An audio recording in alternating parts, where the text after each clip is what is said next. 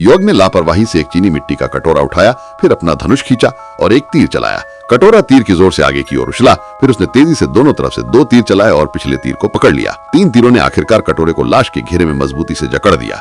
लड़की देख रही थी, सिर हिला रही थी और कह रही थी कि वो तीर बदलने में बहुत धीमा है। अगर वो बाघ पकड़ने वाली तकनीक का इस्तेमाल करता तो हर कटोरे में 2 तीर काफी होते। युवक ने उसे बकवास कहा। जैसे ही वो जोर लगाने ही वाला था, बुजुर्ग ने अपना धनुष बाण उठा लिया और हथेली के एक ही वार से तीनों कटोरे उड़ गए। 3 तीर एक साथ चले, जिससे तीनों कटोरे लाश के घेरे में जा फंसे। सभी ने उसकी तीरंदाजी कौशल की तारीफ की और कहा कि वे अर्धचरणीय गुरु के स्तर तक पहुंच गए हैं। अब बारी लड़की की थी। उसने बस सभी 10 कटोरे एक साथ रख दिए। दूसरे लड़के ने कहा कि वो अपनी क्षमता को ज्यादा आंक रहा है। बड़े भाई, तुमने सिर्फ 3 कटोरे ही चलाए, 10 कटोरे चलाने की तुम्हारी हिम्मत कैसी हुई? तुम कितने घमंडी हो। लड़की ने दोनों भाइयों की बात अनसुनी कर दी और एक ही हथेली के वार से 10 कटोरे उड़ा दिए। 3 तीर एक साथ तंतुओं की तरह छोड़े गए, जिससे कटोरे हवा में सीधे हो गए और एक साथ आगे पीछे हो गए। उसने जो 3 तलवारें चलाई, उनमें से 10 जालों को रोक लिया। सभी को विश्वास नहीं हो रहा था कि एक औरत में तलवार चलाने की इतनी शक्ति कैसे हो सकती है।